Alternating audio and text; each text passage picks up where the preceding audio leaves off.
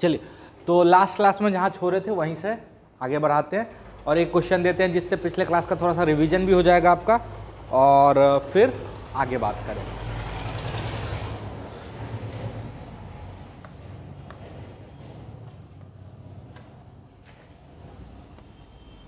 मान लो ये एक फिक्स इंक्लाइन है, ठीक है, और रफ सरफेस है। कैसा सरफेस है?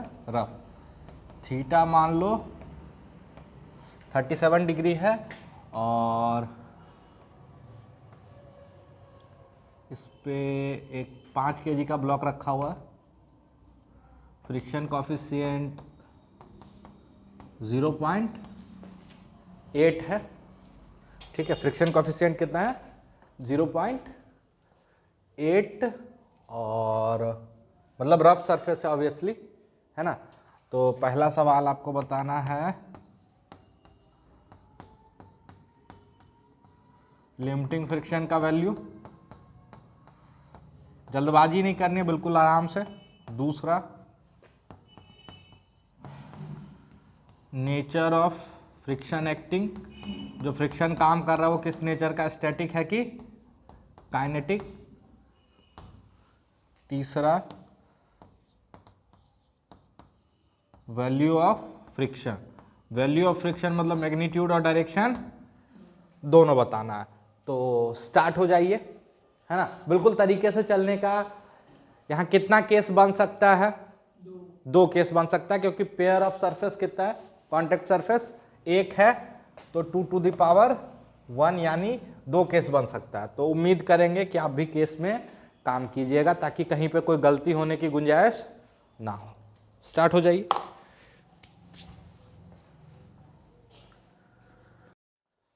चलो, तो पहले तो केस वाइज चलते हैं, फिर मेरे मेथड से भी चलेंगे, है ना। जो एक फास्ट मेथड लास्ट में थोड़ा सा किए थे, कोई ट्रिक नहीं है, दोनों मेथड बिल्कुल फुल प्रूफ था, बता दिए थे आपको अच्छे से, है ना।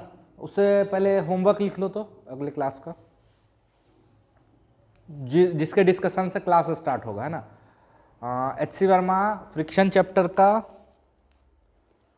एक्सरसाइज का 10, 16 और 18 और 20, हाँ 10, 16, 18 और 20, ठीक है। ये करके आइएगा, 10, 16, 18 और 20। अच्छा सवाल है, बेसिक सवाल है फ्रिक्शन पे, कोई दिक्कत? ठीक है, चलिए इस पे बात करें। तो सबसे पहला काम क्या होता है अपना? Free body diagram. अगर फ्री बॉडी डायग्राम नहीं बना रहे हो तो ये गड़बड़ कर रहे हो, है ना।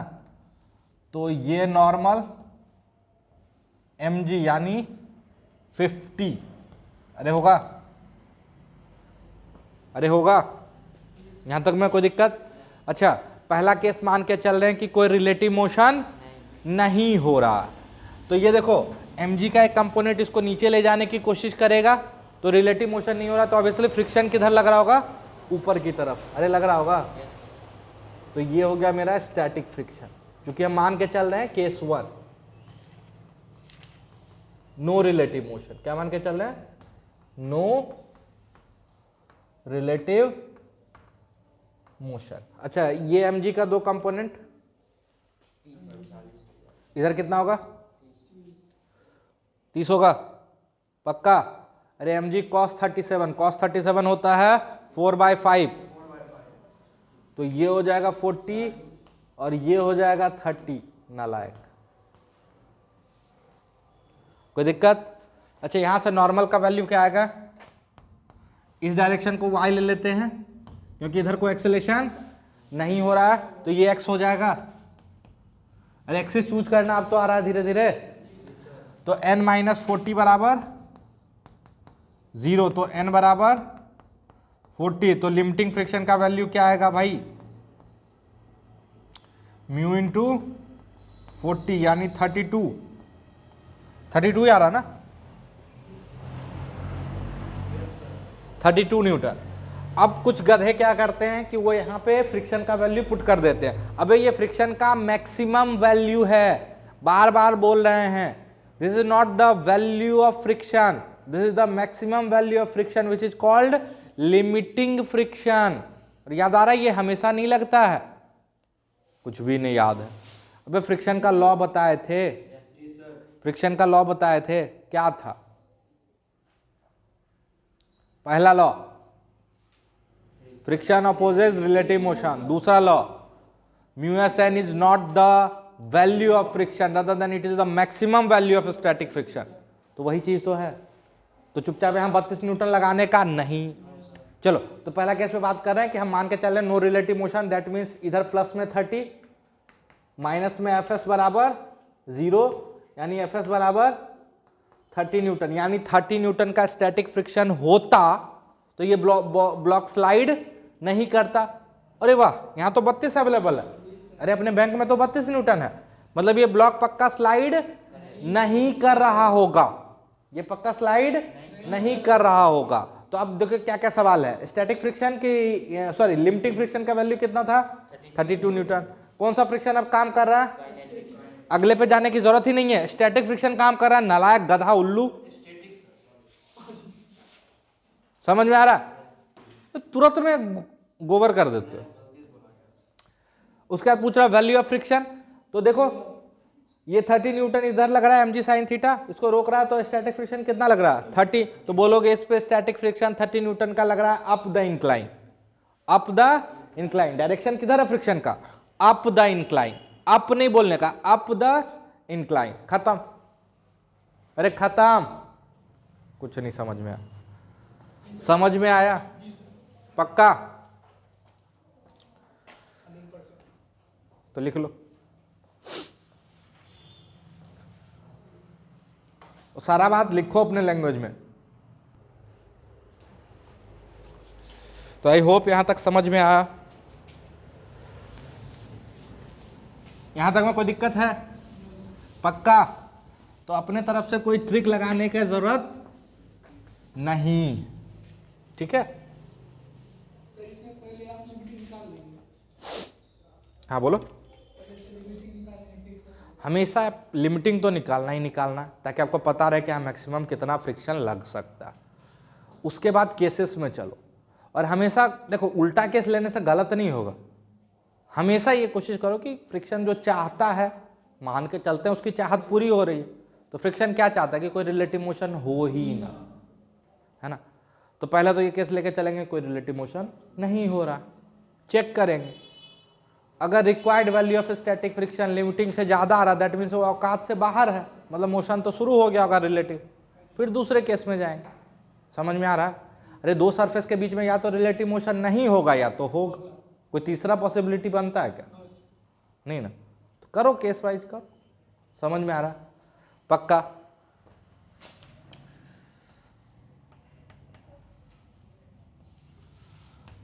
बिल्कुल जनरल केस में बात कर रहे हैं, ध्यान से सुनिएगा।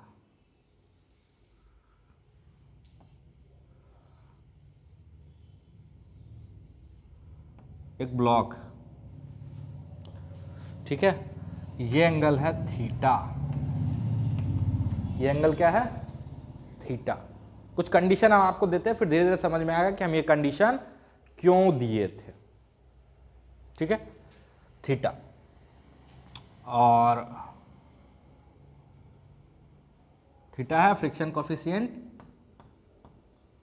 म्यू है, ठीक है। और पहला सवाल अगेन लिमिटिंग फ्रिक्शन बताना आपको, है ना, लिमिटिंग फ्रिक्शन। दूसरा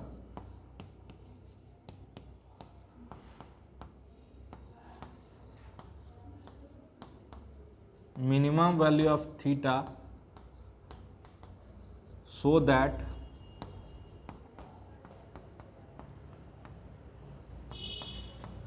block begins to slide। अब आप बोलोगे सर ये मिनिमम वैल्यू क्यों है, हर वैल्यू पर स्लाइड करेगा नहीं करेगा, उसका सिंपल सा एग्जांपल दे देते हैं। देखो ये ऐसे रखा हुआ है, अभी थीटा कितना है 0, देखो ये ना थीटा, इसको ऐसे रख देते हैं बिल्कुल फ्लैट। अब इसको उठाना शुरू कर दो, क्या स्लाइड कर गया, एंगल तो है, थोड़ा सा और बढ़ाए अब स्लाइड करने लगा, या ऐसे भी मान लो रुक गया, चलो अभी नहीं कर रहा, और बढ़ाए तो अब स्लाइड करने लगा। तो ये एक मिनिमम वैल्यू पे जाके स्लाइड करने लगा। ऐसा नहीं है, अगर ये स्मूथ होता तो कम पे करता, रफ है तो ज़्यादा पे कर रहा, और रफ है रबर वाला सरफेस होता तो और ज़्यादा पे करता, है ना। तो आपको बताना है कि ये मिनिमम कितना एंगल होना चाहिए कि ये ब्लॉक स्लाइड कर जाए। समझ में आ रहा? अरे देखो उससे कम में, देखो 0 पे तो स्लाइड नहीं करेगा, थोड़ा सा बढ़ाए अभी भी नहीं कर रहा। ये भी हो सकता है कि 5-10 डिग्री एंगल हो, थोड़ा सा और बढ़ाए अभी भी नहीं किया, हो सकता है 20 डिग्री अभी भी स्लाइड नहीं किया, और फिर बढ़ाए तो ये स्लाइड कर गया। समझ में आया? पक्का? तो बताओ कि ये मिनिमम वैल्यू क्या होना चाहिए कि ये स्लाइड कर जाए। ठीक है, ओ माय गॉड, ये तो स्लाइड कर गया। देखो जैसे ये रबर है, ये तो म्यू पे डिपेंड करना चाहिए, ये भी आपको समझ में आ जाएगा। देखो इसका और इसका म्यू थोड़ा सा कम होगा, स्लिपरी था ना, प्लास्टिक का था। ये देखो रबर है तो इसका म्यू ज़्यादा होगा, है ना। देखो ये ज़्यादा एंगल तक बर्दाश्त कर पाएगा। ठीक है, तो ट्राई करो। सवाल आई होप समझ में आ गया हो, है ना। तो पहले तो लिमिटिंग फ्रिक्शन बताना है, फिर minimum value of theta so that block begins to slide.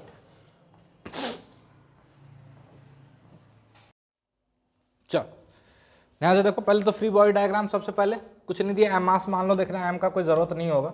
ठीक है,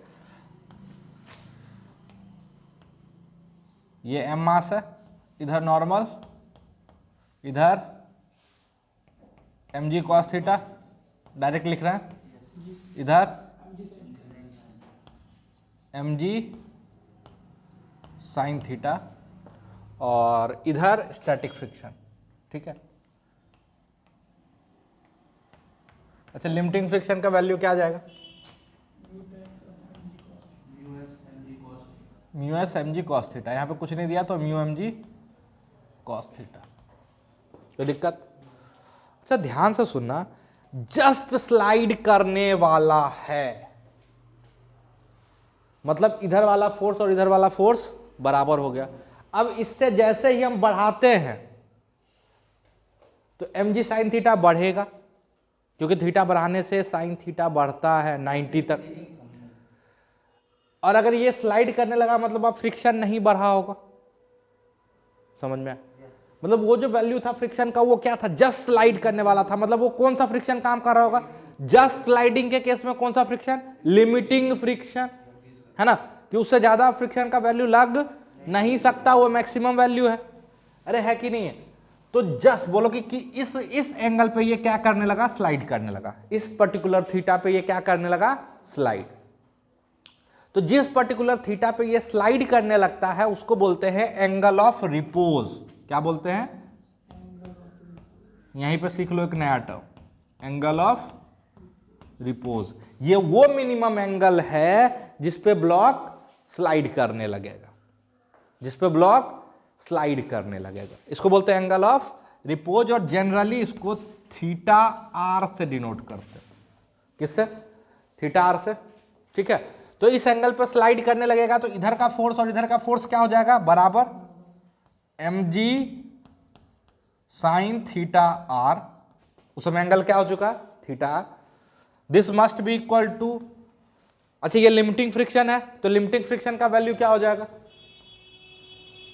mu M G cos theta R, क्योंकि उस समय एंगल कितना हो चुका है? थीटा। अरे समझ में आया? तो यहां से बताओ टेन थीटा का वैल्यू क्या आएगा? एम जी काट दो, टेन थीटा का वैल्यू म्यू के बराबर आ जाएगा। ये वो मिनिमम वैल्यू है थीटा का जहां पे कि स्लाइडिंग स्टार्ट हो जाएगा। अरे है ना, तो इसको बोलते हैं theta R, angle of repose. ये होता है टेन इनवर्स म्यू। अब इसमें रटने वाली कोई बात है क्या? अरे इसमें रटने वाली कोई बात है क्या? जस्ट स्लाइडिंग का कंडीशन निकाले और सॉल्व कर दिए। कोई दिक्कत?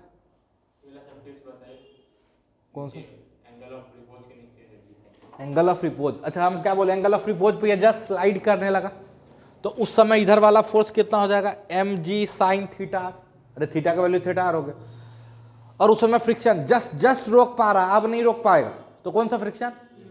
लिमिटिंग फ्रिक्शन का वैल्यू क्या आता है? म्यू इंटू नॉर्मल, जो कि निकाल चुके। अरे हाँ ना बोल, बराबर कर दिए। तो टेन थीटा का वैल्यू क्या आ गया? म्यू के बराबर आ गया। इससे छोटा एंगल पे ये स्लाइड नहीं करेगा। और ध्यान से देखो, ये मास पे डिपेंड नहीं कर रहा, ये म्यू पे डिपेंड कर रहा।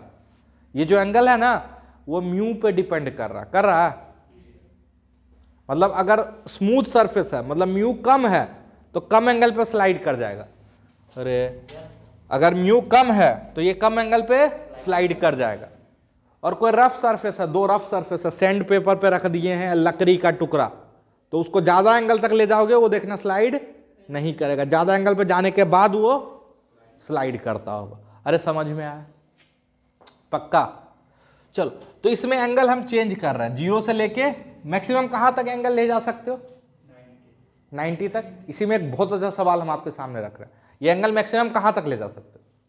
अरे मैक्सिमम 90 ले जाओगे भाई, उससे ज्यादा कैसे ले जाओगे? उससे ज्यादा ले जाओगे क्या? तो गधा वाला काम मत करना कि सर हम तो ऐसे ले गए, ऐसे ले गए, ऐसे फिर घुमा दिए, है ना, मस्त घूम रहा है। तो अब क्या करना है आपको इसी सवाल में? अच्छा, मतलब ये ऐसा नहीं है कि किसी भी एंगल पर स्लाइड कर जाएगा, एक पर्टिकुलर वैल्यू के बाद ही स्लाइड करेगा। और वो जो पर्टिकुलर वैल्यू है थीटा का, उसी को क्या बोलते हैं? Angle of repose. कोई दिक्कत? पक्का? चलो, तो अब आपको ग्राफ ड्रॉ करना। अगर आपका कॉन्सेप्ट क्लियर नहीं होगा तो ग्राफ ड्रॉ आपसे नहीं होगा। ग्राफ ड्रॉ करना है किसका किसका? नॉर्मल वर्सेस थीटा का। जैसे जैसे थीटा बदल रहे हैं तो नॉर्मल पे क्या फर्क पड़ रहा है ना। फिर ग्राफ ड्रॉ करना है आपका लिमिटिंग फ्रिक्शन वर्सेस थीटा का, ठीक है। और लिमिटिंग फ्रिक्शन वर्सेस थीटा का मत करो, हाँ, लिमिटिंग फ्रिक्शन वर्सेस थीटा का। और फिर ड्रॉ करना है फ्रिक्शन वर्सेस थीटा का। शुरू हो जाओ।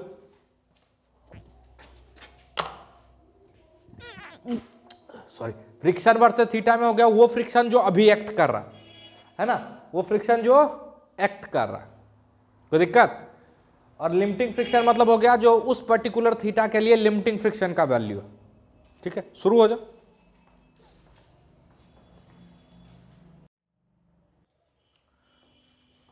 ठीक है, हम बस बोले थे कि ग्राफ ड्रॉ करना, सही ग्राफ ड्रॉ करने की जरूरत नहीं। आप गलत करो ना, हम सही बताएंगे, बट करो तो, ट्राई तो करो। डरपोक की तरह बैठे हुए, सर क्या करे सर, मर गए सर, बर्बाद हो गए सर। हट। चल, पहला करते हैं नॉर्मल वर्सेस थीटा का ग्राफ। तो ध्यान से देखो, नॉर्मल का वैल्यू आ जाएगा कितना? mg cos theta. ये तो कांस्टेंट है। ध्यान से देखो, नॉर्मल और थीटा का जब वेरिएशन देखोगे तो ये नॉर्मल और कॉस थीटा का जो वेरिएशन का ग्राफ होता है वैसा ही आएगा। अरे आएगा। और जैसे जैसे थीटा बढ़ेगा वैसे वैसे नॉर्मल घटेगा। तो ये ग्राफ कुछ ऐसा दिखेगा, ध्यान से देखना। नॉर्मल थीटा तो कॉस थीटा का ग्राफ ऐसा होता है। अरे 0 से 90 के बीच में कुछ याद आ रहा है? मैथ में पढ़े हो, हम भी बताएं, है ना। तो कुछ ऐसा ग्राफ होगा, ठीक है। ये 0, ये π/2, π/2 पे नॉर्मल हो जाएगा 0, ऐसे ना, तो नॉर्मल 0 हो जाएगा। अरे समझ में आया? चलो, अच्छा, मैक्सिमम वैल्यू कहाँ पे आएगा नॉर्मल का? जब थीटा 0 होगा तो उसमें नॉर्मल का वैल्यू क्या होगा? mg के बराबर। अब बोलो इसमें क्या जादू था? अरे कोसाइन का ग्राफ जैसा होता है उसे ड्रॉ कर दो। अब कुछ बच्चा इसमें होशियार होता है, वो ऐसे ऐसे ऐसे सब ड्रॉ कर देता। अबे 90 के बाद कहां से तू नॉर्मल निकाल रहा है? समझ में आया? अरे समझ में आया? पक्का? अगला लिमिटिंग फ्रिक्शन का ग्राफ बताओ। तो ये तो mu M G cos theta होगा। अरे म्यू इंटू नॉर्मल यानी mu M G cos theta. तो ये ग्राफ कुछ ऐसा रहा होगा। क्या? लिमिटिंग फ्रिक्शन का ग्राफ बोल रहा है। हाँ बिल्कुल बिल्कुल। तो mu M G cos theta, तो कुछ ऐसा ही ग्राफ होगा इसका भी। ये किसका ग्राफ है? लिमिटिंग फ्रिक्शन का। और ये थीटा का ग्राफ। कोई दिक्कत? ये वैल्यू क्या रहा होगा 0 पे, म्यू mg, और यहाँ π/2 पे 0। अरे है ना। अब है थोड़ा सा इंटरेस्टिंग ग्राफ। अब ग्राफ है उस फ्रिक्शन के बारे में बताओ जो उस पे एक्ट कर रहा है ना, जो उस पे एक्ट कर रहा है। यहां पे बच्चा करता है गलती, गलत करने वाला कोई गुंजाइश है नहीं, बताते हैं। जैसे जैसे आप इस एंगल को बढ़ाओगे, अच्छा जब ये बिल्कुल 0 एंगल था तो क्या फ्रिक्शन एक्ट कर रहा था? नहीं। अच्छा जैसे ऐसा मूव किए तो क्या स्लाइड करने लगा? क्या उस समय मैक्सिमम वैल्यू लग रहा था फ्रिक्शन का? नहीं, बस उतना लग रहा था जो इसको स्लाइड करने नहीं दे। तो ध्यान से देखो, इधर mg sin थीटा, तो इधर स्टैटिक फ्रिक्शन कितना लगना चाहिए? mg sin थीटा के बराबर, अरे लगना चाहिए। फिर थोड़ा सा और बढ़ाएंगे तो स्लाइड करेगा? नहीं। अगेन कितना लगना चाहिए? mg sin थीटा के बराबर। कहां तक? एंगल ऑफ रिपोज तक, एंगल ऑफ रिपोज तक। और जैसे एंगल ऑफ रिपोज से बढ़ाएंगे तो स्लाइड करने लगेगा। अरे अब फ्रिक्शन का वैल्यू क्या हो जाएगा? काइनेटिक। काइनेटिक क्या बोलो, जो लिमिटिंग वैल्यू था, जो मैक्सिमम वैल्यू था, यानी कितना? Mu mg cos theta. अरे म्यू mg cos थीटा, यानी थीटा आर से पहले जो फ्रिक्शन और फ्रिक्शन का वैल्यू होगा वो हो जाएगा mg sin थीटा के बराबर। ठीक है, थीटा आर से पहले तक। और थीटा आर के बाद फ्रिक्शन का वैल्यू हो जाएगा म्यू mg cos थीटा के बराबर। अरे होगा, अरे होगा, हे भगवान, हे भगवान। अच्छा mg sin थीटा का ग्राफ कुछ ऐसा होगा मेरे हिसाब से, ध्यान से देखना। 90 तक ही दे जाना है। अरे होगा, mg sin थीटा का ग्राफ ऐसा होता है, अरे ऐसा होता है। लेकिन ये कहां तक? अप टू थीटा आर तक। तो मान लेते हैं थीटा आर यहां कहीं है। अरे हाँ ना बोलते जाना, थीटा आर, और ये क्या है? π/2। अच्छा उसके बाद ये ग्राफ कैसा हो जाना चाहिए? इस ग्राफ के जैसा, लिमिटिंग फ्रिक्शन के जैसा। यहां तक थीटा आर तक तो ये ग्राफ चलेगा, ये ग्राफ अलाउड नहीं है, क्योंकि अब जो फ्रिक्शन का फोर्स लग रहा है वो mg sin थीटा के बराबर नहीं लग रहा। वो कितना लग रहा है? Mu mg cos theta. और म्यू mg cos थीटा का ग्राफ कैसा था? ऐसा था। तो ड्रॉ करो ये ग्राफ कुछ ऐसा, यहां से कुछ रहा होगा ऐसे।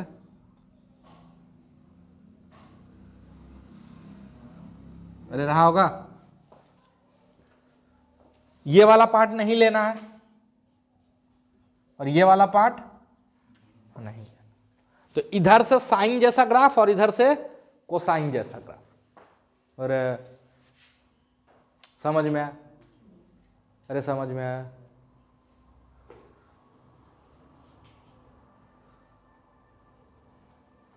कुछ ऐसा रफली ऐसे बनेगा, देखो पहले ऐसे और फिर ऐसे। ये क्या है? Theta R. ये क्या है? π/2।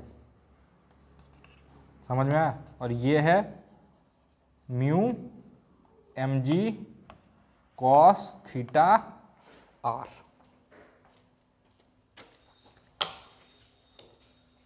समझ में आया? पक्का?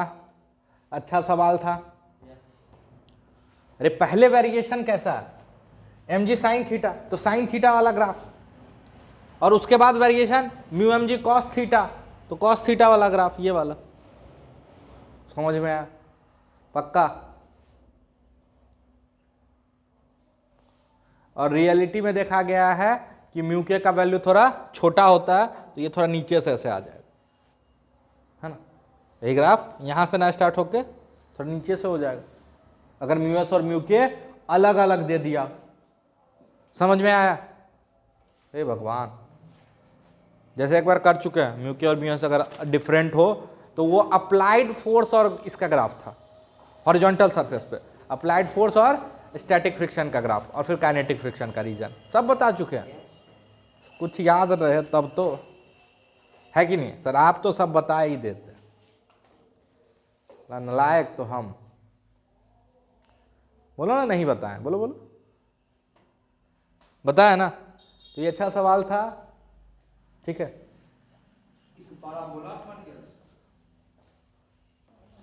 आप ही जैसे गधे जो हैं, बता देते हैं, कोई बात नहीं। बोला कि सर ये तो पैराबोला है, तो आप ही जैसे गधों के लिए हर ये शेप क्या है? पैराबोला नहीं, ठीक है। सेमी सर्कल भी कुछ चीज होता है, ठीक है, और साइन का कर्व भी कुछ ऐसा ही होता है,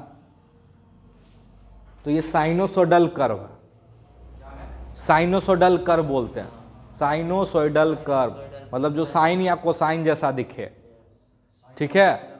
हर टेढ़ा चीज पैराबोला नहीं होता, गधा कहीं का। अबे यहां से साइन का कर्व है, यहां से कोसाइन का, ओवरऑल ये साइनोसोडल कर्व कहलाता। हम उम्मीद कर रहे थे कि आप में से कोई गधा बोलेगा कि सर पैराबोला। अब पैराबोला का इक्वेशन ऐसा दिखता है, y बराबर एक्स स्क्वायर, ना कि y बराबर साइन एक्स। गधा, उल्लू, और क्या था? पाजी। हाँ, कुछ बच्चे होते हैं जिनके लिए हर कटोरा क्या है? पैराबोला। अब दुनिया में बहुत सारा ग्राफ होता है, एक्सपोनेंशियल भी होता है, ठीक है, ऐसे। इसी को हम उलट के बना दे सर पैराबोला, हट। हाइपरबोला भी होता, इलिप्स भी होता, कार्डवाइड भी होता, आगे पढ़ोगे तो, ठीक है। कार्डवाइड हम शायद एक दिन बताए भी होंगे आप लोग के क्लास में। ऐसे ऐसा दिखता है, दिल के जैसा, ऐसे और ऐसे। अब ये वाला आपको सिर्फ दे यहां से यहां का ग्राफ है ना, बाकी मिटा दे, है पैराबोला, हट, है कि नहीं है? बस सर ऐसे होना चाहिए, पैराबोला। अबे ये टुकड़ा भी देंगे ना, ये टुकड़ा भी, तो इसका इक्वेशन कार्डवाइड का इक्वेशन ही होगा, और पैराबोला में से कहीं छोटा सा टुकड़ा भी काटेंगे ना ऐसे, ये पैराबोला है, ये भी पैराबोला ही होगा, गधा। ओ इतना खुलेआम लिखे थे कॉस थीटा साइन थीटा, और फिर भी पैराबोला था।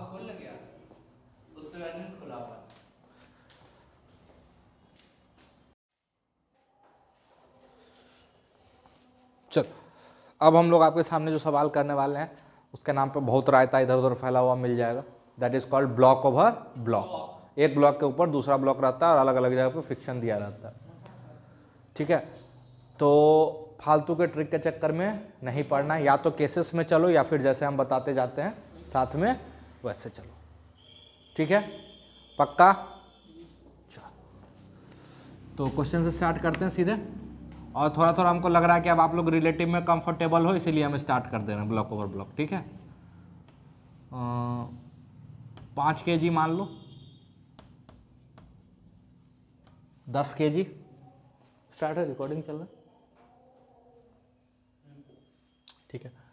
और ये मान लो 0.5, ठीक है। इन दोनों के बीच में फ्रिक्शन कितना है? 0.5। यहाँ पे कोई फ्रिक्शन नहीं, जब कुछ नहीं दिया हो तो वहाँ पे कोई फ्रिक्शन नहीं है। और इस पे हम लगा रहे हैं लेट सपोज 15 न्यूटन। कितना लगा रहे हैं?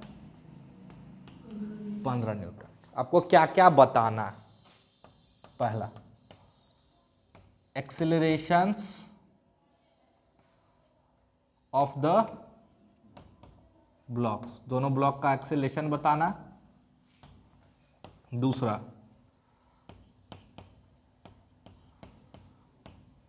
Friction force acting between the blocks, मतलब किस ब्लॉक पे कितना फ्रिक्शन लग रहा है और किधर लग रहा, सब कुछ, मतलब ऊपर वाले पे आगे लग रहा है तो नीचे वाले पे पीछे लग रहा है, काइनेटिक है, स्टैटिक है ना, वैल्यू कितना है, सब सब, ईच एंड एवरीथिंग। अच्छा यहां पे केस कितना बनेगा ये बताओ? 4 केस? बिल्कुल नहीं, केस 2 ही बनेगा। ठीक है, 2 ही सरफेस है, सॉरी एक ही पेयर है जहां पे फ्रिक्शन है, इस पेयर में फ्रिक्शन नहीं है, फ्रिक्शन सिर्फ यहां है। समझ में आया? तो यही केस हो सकता है, या तो दोनों साथ साथ चल रहा होगा या दोनों अलग अलग एक्सेलरेशन से चल रहा होगा। यहां तो मोशन होगा ही, क्योंकि जैसे ही इन दोनों के बीच में फ्रिक्शन लगेगा, अरे लगेगा ना, क्योंकि आप इसको खींचोगे तो ये आगे जाना चाहेगा, तो इसकी टेंडेंसी इसके रिलेटिव आगे जाने की, तो इस पर फ्रिक्शन पीछे, इस पर फ्रिक्शन आगे, तो ये तो मूव करेगा, ये भाई साहब मजबूर है, अरे क्योंकि इसको रोकने वाला कोई नहीं है। समझ में आया? तो 2 ही केस होगा, या तो दोनों साथ साथ मूव कर जाए, या ये अलग एक्सेलरेशन से मूव करे और ये अलग एक्सेलरेशन से, मतलब उनके मतलब रिलेटिव मोशन हो। तो 2 ही केस होगा, या तो दोनों में रिलेटिव मोशन नहीं हो या रिलेटिव मोशन हो रहा हो। शुरू हो जाओ। 4 केस कैसे होगा? इसलिए तो बोले थे 2 to the power n where n is the pair of surfaces having friction। एक ही पेयर है ना। शुरू हो जाओ।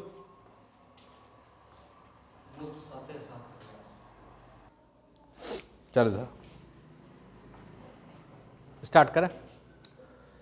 पहले तो हम लोग केस में डील कर ले, ठीक है, फिर हम अपने मेथड से भी आपको दिखाएंगे। ठीक है, अपना मेथड क्या है, मतलब बेसिकली उस मेथड का एक ही बेस है कि म्यूएस एंड फ्रिक्शन का वैल्यू नहीं होता है और फ्रिक्शन रिलेटिव मोशन को सपोर्ट नहीं कर सकता। उसी बेस पे वो लॉ था, हम अपना वाला मेथड दिखाए थे, याद है? उसमें यही चीज करते थे ना कि मैक्सिमम वैल्यू अगर लगा रहे हो मतलब रिलेटिव मोशन हो रहा, चेक कर लो रिलेटिव मोशन कहीं फ्रिक्शन को सपोर्ट तो नहीं कर रहा, या फिर अगर मान के चल रहे साथ चल रहा तो रिलेटिव मोशन नहीं हो रहा, दैट मीन्स म्यूएस एन नहीं लग रहा होगा, एफ एस या कुछ लग रहा होगा वैल्यू, है ना, यही पे चल रहे थे। चलो पहले तो केस 1, केस 1 यहां पे कोई रिलेटिव मोशन नहीं हो रहा, मतलब दोनों साथ साथ चल रहे, है ना, तो there is no relative motion, तो दोनों का एक्सेलेरेशन एक साथ होगा। तो क्या दोनों को एक सिस्टम ले सकते हो? अरे सेम एक्सेलेरेशन है, तो इसका एक्सेलेरेशन कितना आ जाएगा? एक्सटर्नल फोर्स कितना है? 15 बटे मास 15, तो 1 मीटर पर सेकेंड स्क्वायर। कोई दिक्कत? अरे हाँ ना बोलना। अच्छा लिमिटिंग फ्रिक्शन कितना था, थोड़ा सा निकाल ले, पहले वही निकालना था। एफ लिमिटिंग बराबर म्यू एस, और नॉर्मल इस पे कितना लग रहा होगा? अरे इधर कोई मोशन नहीं है ना, तो वेट 50 तो नॉर्मल 50, है ना, तो यहां का नॉर्मल चाहिए हमको इन दोनों सरफेस के बीच में, तो वो तो 50 है ना, तो इंटू 50 करोगे तो ये कितना आ रहा है, मतलब इन दोनों सरफेस के बीच में कितना लिमिटिंग फ्रिक्शन काम कर सकता है? 25 न्यूटन का काम कर सकता है। तो दिक्कत? चलो, तो एक्सेलेरेशन 1 मीटर पर सेकंड स्क्वायर आया, तो मतलब खुश नहीं हो जाने का, क्या हा आंसर आ गया खत्म। चेक करना पड़ेगा कि हम स्टैटिक फ्रिक्शन मान के चलें कि सच में वो है भी कि औकात से बाहर हो गया बात, है ना, तो वो कैसे चेक होगा? ध्यान से देखो, अगर ये दोनों साथ साथ चल रहा है, इसमें नीचे वाले का फ्री बॉडी डायग्राम पहले बनाना ज्यादा आसान होता। कैसे? अगर ये दोनों साथ साथ चल रहा है, इसको आगे कौन ले जा रहा होगा? पक्का फ्रिक्शन ले जा रहा होगा, और जिसका कोई नहीं उसका फ्रिक्शन। ये 15 ऊपर वाले पे लगाए हो और नीचे वाला अगर साथ जा रहा है तो पक्का उसको फ्रिक्शन ले जा रहा होगा। जैसे उस दिन एग्जांपल दिखाए थे, हम नीचे वाले को खिसका रहे थे, ऊपर वाला साथ जा रहा था, दैट मींस उसको फ्रिक्शन ले जा रहा था। तो नीचे वाले का फ्री बॉडी डायग्राम बना है? अरे बनाओगे? सिर्फ हॉरिजॉन्टल में तो एकमात्र फोर्स क्या होगा? Static friction. अरे जो यहां से लग रहा होगा। अच्छा यहाँ पे लिमिटिंग वैल्यू सीधा क्यों नहीं पुट किए? क्योंकि वो तो मैक्सिमम वैल्यू है, बार बार यही बोल रहे हैं कि वो फ्रिक्शन का मैक्सिमम वैल्यू है ना। हम मान के चल रहे हैं कि दोनों साथ चल रहा है, तो कौन सा फ्रिक्शन उनके बीच एक्ट कर रहा होगा? Static friction. स्टैटिक फ्रिक्शन लग रहा है। अब इस पे एकमात्र फोर्स क्या है? स्टैटिक फ्रिक्शन बराबर मास इनटू एक्सेलेरेशन। तो कितना आया? बोलो 10 न्यूटन। अगर 10 न्यूटन का स्टैटिक फ्रिक्शन होता तो दोनों साथ साथ चल सकते थे। क्या 10 न्यूटन की अवेलेबिलिटी है? बिल्कुल है भाई, 25 तक अवेलेबल है। बैंक में 25 न्यूटन अवेलेबल है, जरूरत तो 10 की ही है, मतलब मस्त दोनों साथ चलेगा। समझ में आया? पक्का? हाँ बोलो, परेशान क्यों हो रहा? ऐसे करते हैं सॉल्व। इसी सवाल में सब कुछ रहने दो,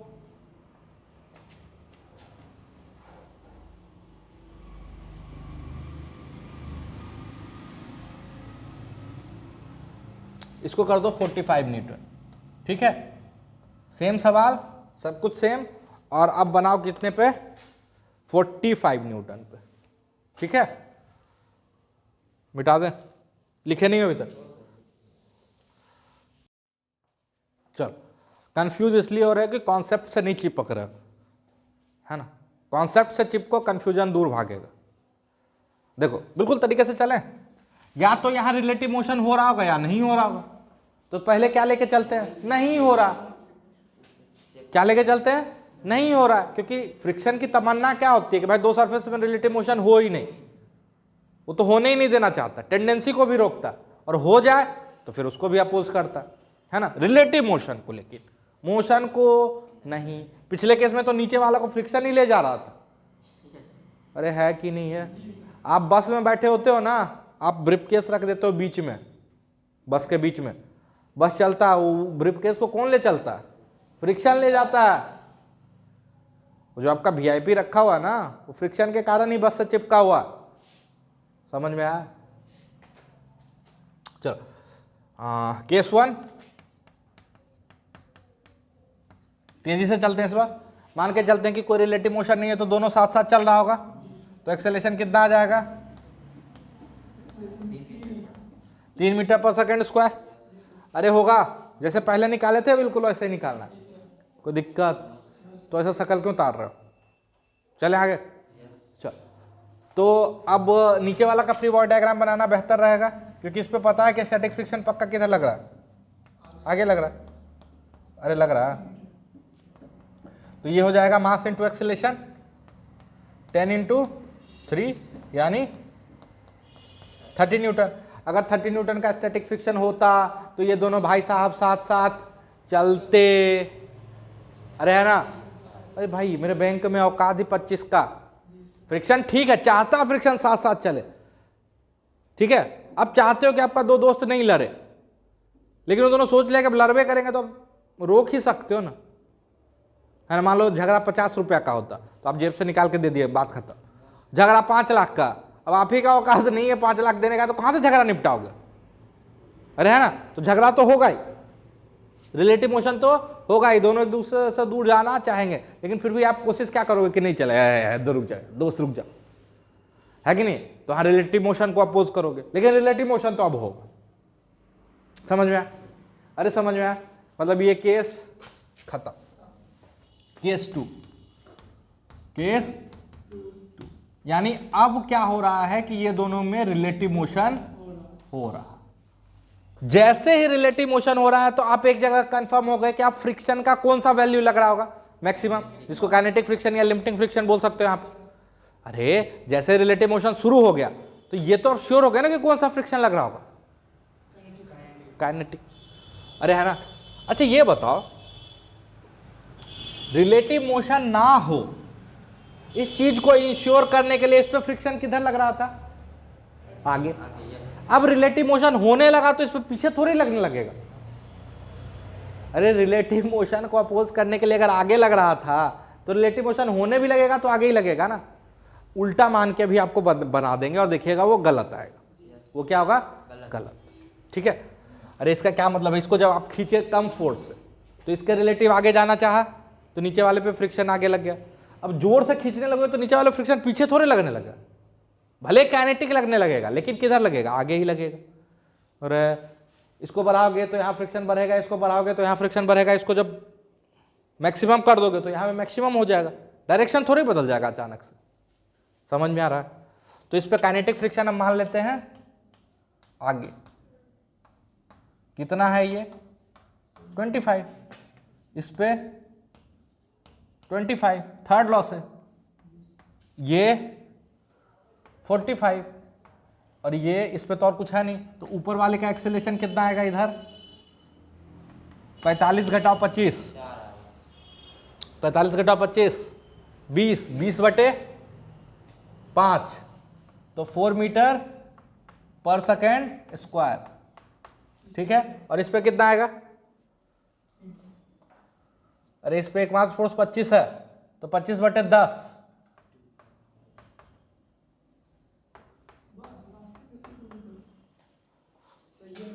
अरे हो गया।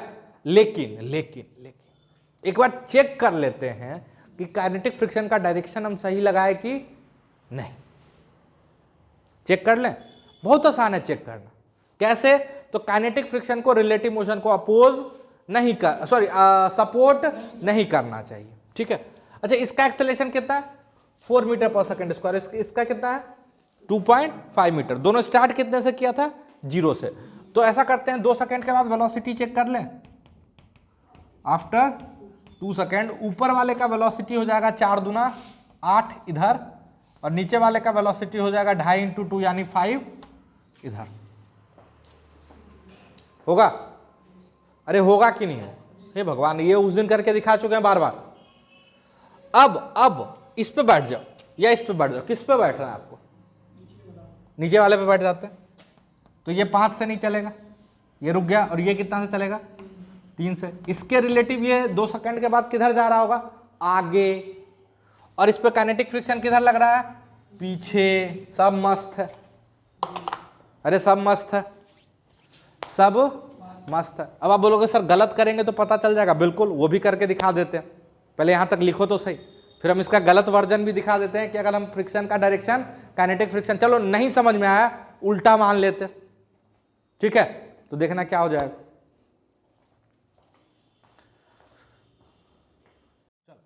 मान लेते हैं कि इसका डायरेक्शन हम उल्टा मान के बनाते हैं, ठीक है, घबराना नहीं। अच्छा, ये तो श्योर है कि स्टैटिक फ्रिक्शन नहीं लग रहा क्योंकि वो केस तो फेल हो गया, तो काइनेटिक फ्रिक्शन लग रहा है, और मान लेते हैं कि डायरेक्शन हम गलत ले लेते हैं, ठीक है। इस पे मान लेते हैं 25 आगे लग रहा है काइनेटिक, तो थर्ड लॉ से इस पे 25 पीछे लग रहा है काइनेटिक, ठीक है। अरे हाँ ना वो, ठीक है। तो बना के देखते हैं इसका एक्सेलरेशन कितना आएगा, ये आ जाएगा 45 25 70/5, तो 14 25 70। A1 आ जाएगा 14 मीटर पर सेकेंड स्क्वायर राइट, और ये कितना आ जाएगा 2.5 लेफ्ट। अरे होगा, ठीक है, आंसर देख के लग रहा ठीक ही है। ये भी दिक्कत का दिक्कत है, लॉज ऑफ फ्रिक्शन पे जाओ, दिक्कत दिख जाएगा। फ्रिक्शन का लॉ बोलता है friction can never support relative motion. 2 second के बाद इसकी वेलोसिटी कितनी हो जाएगी, तो 2 सेकंड के बाद इसकी वेलोसिटी इधर हो जाएगी 5, और इसकी वेलोसिटी हो जाएगी 28, ठीक है। इस पे बैठ जाओ, ये इधर जा रहा होगा 33, कितने से, इसके रिलेटिव ऊपर वाला ब्लॉक 33 से जा रहा है आगे, और फ्रिक्शन भी लग रहा है आगे, जो कि पॉसिबल नहीं है।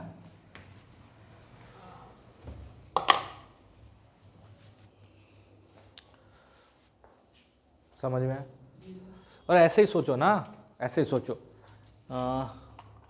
इस पे पहले 25 लगाए थे तो साथ साथ चल रहा था ना, 25 लगाए थे ना पहले, ये नीचे कोई फ्रिक्शन नहीं था, ठीक है, 15 लगाए थे, ये 5, ये 10, ये लिमिटिंग फ्रिक्शन कितना है 25, ठीक है। ध्यान से सोचना, ये लिमिटिंग है, कितना लगाए थे 15। जब 15 लगाए तो इसके रिलेटिव अगर मान लो फ्रिक्शन नहीं होता तो ये चुपचाप चल देता, ये अपनी जगह पे रहता, लेकिन जैसे फ्रिक्शन है तो इसके रिलेटिव ये आगे जाना चाहेगा, तो इस पर फ्रिक्शन पीछे और इस पे आगे, अरे, और वो इसको इसके साथ लेके चल रहा था। फिर आप बढ़ाओगे तो ये फ्रिक्शन भी बढ़ेगा, फिर आप बढ़ाओगे तो ये फ्रिक्शन भी बढ़ेगा, ताकि साथ साथ रहे। कब तक बढ़ेगा इस पे 25 तक, अरे बढ़ेगा, हाँ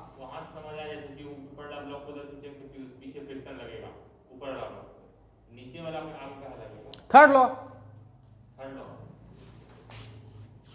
ये इस पे 25 कौन लगा या 10 कौन लगा?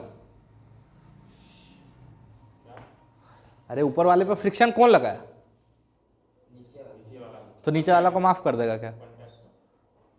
कांटेक्ट पॉइंट लगाया ना, तो नीचे वाला का कांटेक्ट पॉइंट लगाया ना, तो नीचे वाले पे लगाएगा। थर्ड लॉ, थर्ड लॉ, अबे थर्ड लॉ को भूल गया बे। ठीक है, तो जैसे जैसे हम इस पे फोर्स बढ़ाते गए तो इसका एक्सेलरेशन बढ़ता गया, और ये भी साथ चले तो इसका एक्सेलरेशन बढ़ने के लिए इस पे फ्रिक्शन बढ़ता जाएगा। कहां तक बढ़ेगा? 25 तक। लेकिन उससे ज्यादा अगर फोर्स लगा दिए तो अब इसके रिलेटिव ये आगे जाने लगेगा।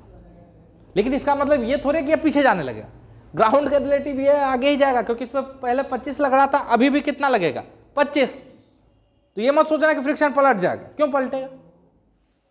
समझ में आया?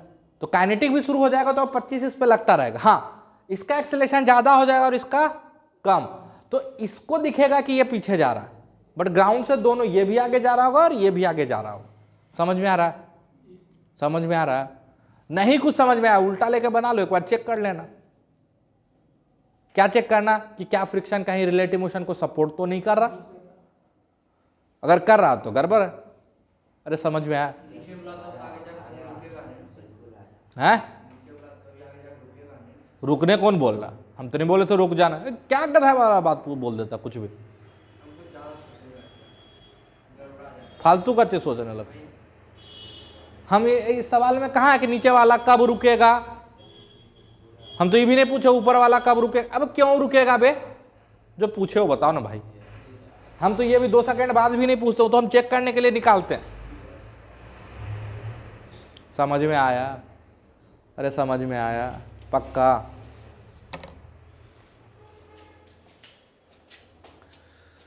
तो क्वेश्चन नंबर 23 आपका होमवर्क। कौन सा क्वेश्चन? 23। एच.सी. वर्मा फ्रिक्शन चैप्टर का क्वेश्चन नंबर 23। एक और करते हैं आज, है ना, ताकि आपको थोड़ा सा कॉन्फिडेंस हो रहा है। फिर 23 से ही कल का डिस्कशन स्टार्ट होगा, और बाकी जो दिए हैं वो भी डिस्कशन में आएगा। ठीक है, तो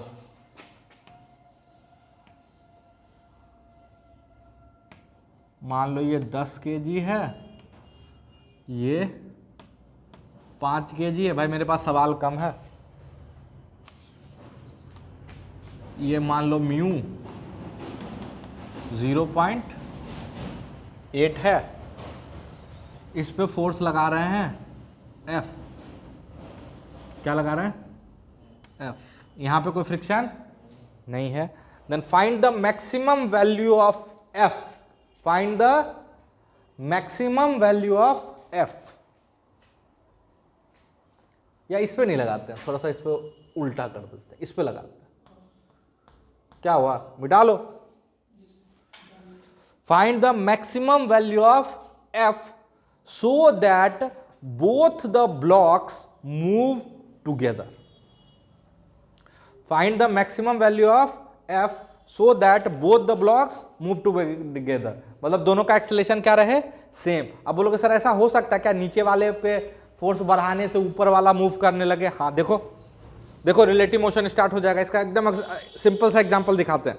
देखो, ओए धीरे से एक्सेलरेट किए, दोनों का एक्सेलरेशन सेम है। धीरे से किए, दोनों का सेम है, और बढ़ा रहा है, दोनों का सेम है, दोनों का सेम है। नहीं, इसके रिलेटिव ये पीछे चला गया। ग्राउंड से ये आगे ही जाता हुआ दिखेगा। अरे यहां था, यहां आता हुआ दिखेगा, लेकिन यहां पे आ गया। इसके रिलेटिव कहां चला गया?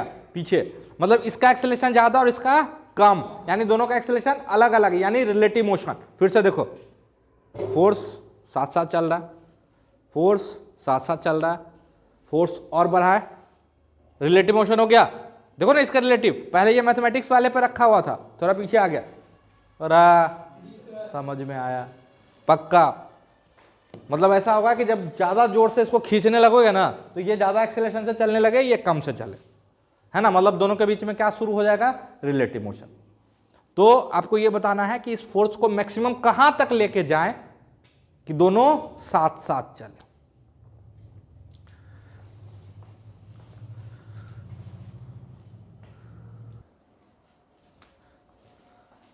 देखो कुछ नहीं करना है, दोनों साथ साथ चल रहा है, दोनों का एक्सेलेरेशन सेम है, मतलब दोनों के बीच में स्टैटिक फ्रिक्शन लग रहा है। क्या लग रहा है? Static friction. बिल्कुल तरीके से चलते हैं। लिमिटिंग फ्रिक्शन का वैल्यू क्या है यहाँ पे? 40 न्यूटन। अरे नॉर्मल तो नॉर्मल 50 आएगा, उसको म्यू से मल्टीप्लाई कर देना, 40 आएगा। अब वो फालतू का काम हम नहीं कर रहे, छोटा छोटा, ठीक है। हाँ तो गधा है तो 50 गुने 50 गुने सही है, चार ही आएगा क्या? हाँ बिल्कुल, एक सेकंड, सही बोल रहा है लगता है।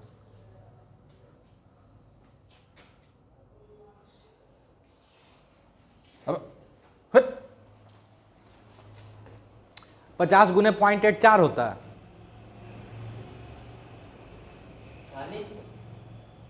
हमको भी पागल बना दे। चल तो दोनों साथ साथ चल रहा है। क्या हो रहा है? साथ साथ चल रहा है, ठीक है। अच्छा ये बताओ, साथ साथ चल रहा है तो एक ही लॉजिक है कि ऊपर वाले पे स्टैटिक फ्रिक्शन आगे लग रहा होगा। अरे लग रहा होगा, तो ऊपर वाले पे स्टैटिक फ्रिक्शन आगे Fs, ठीक है। नीचे वाले पे थर्ड लॉ से पीछे, अरे हाँ ना बोलते जाना, कितना? Fs और आगे फोर्स F। दोनों साथ साथ चल रहा है तो एक्सेलेरेशन कितना होगा?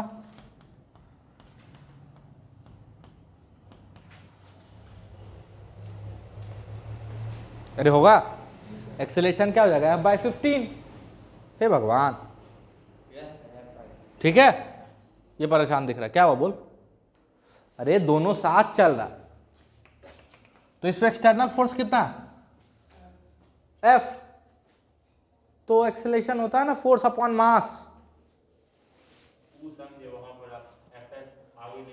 आगे ले लिए, हाँ बिल्कुल। हम बोले कि दोनों साथ चल रहा, तो अगर ये आगे मूव कर रहा तो ये आगे मूव कर रहा है, इसको आगे कौन मूव करा सकता है? Static friction. कितनी बार बताएं, कितनी बार बताएं, नीचे वाला ऊपर वाला, ठीक है। ये ऊपर वाला ब्लॉक है, ये नीचे वाला, इसको हम इधर मूव करा रहे हैं। डस्टर क्यों इसके साथ जा रहा है? Static friction. तो इस पर पीछे थर्ड लॉस है। अरे हाँ ना बोल। अच्छा इसका एक्सेलेरेशन कितना है? F/15। अच्छा इसको आगे कौन मूव करा रहा है? Fs। तो इस पे क्वेश्चन लिखेंगे फोर्स बराबर मास इंटू एक्सेलेरेशन F/15। अरे हाँ ना बोलते जा भाई। 3 तो F कितना आएगा? 3 टाइम्स Fs। अरे आएगा। अब बोल रहा है कि F का मैक्सिमम वैल्यू चाहिए, है ना, ताकि दोनों रिलेटिवली मूव नहीं करे भाई। तो उस समय ऑब्वियसली स्टैटिक फ्रिक्शन का कौन सा वैल्यू एक्ट कर रहा होगा? क्योंकि ये F आप किसका फंक्शन है? Fs का। Fs जैसे जैसे बढ़ाओगे वैसे वैसे F का वैल्यू बढ़ता जाएगा। तो वैसा वैल्यू चूज करो ना कि जब दोनों जस्ट स्लाइड करने वाला। कब होता? लिमिटिंग के केस में। ये F का मैक्सिमम वैल्यू, इससे ज्यादा लगाओगे तो दोनों एक दूसरे के रिलेटिव मूव करने लगेंगे। अरे है ना, नहीं विश्वास है तो होमवर्क में लिख लो कि यही 124 न्यूटन लगा देना। कितना लगा के देखना? 124। देखना दोनों का एक्सेलेरेशन क्या आएगा? अलग अलग आएगा। होमवर्क में लिख ही लो, होमवर्क। F को कितना लगा देना है? 124 न्यूटन। 125 लगा दो, अच्छा नहीं लग रहा 24 तो, ठीक है। 125 लगा के देखना, ठीक है। देखे ना दोनों का एक्सेलेरेशन अलग अलग आएगा, भले ही थोड़ा सा डिफरेंस है लेकिन अलग अलग आएगा। कोई दिक्कत? तो आज का क्लास यहीं खत्म करें, सेवा समाप्त किया जाए, ठीक है। बाकी कल करते हैं बात।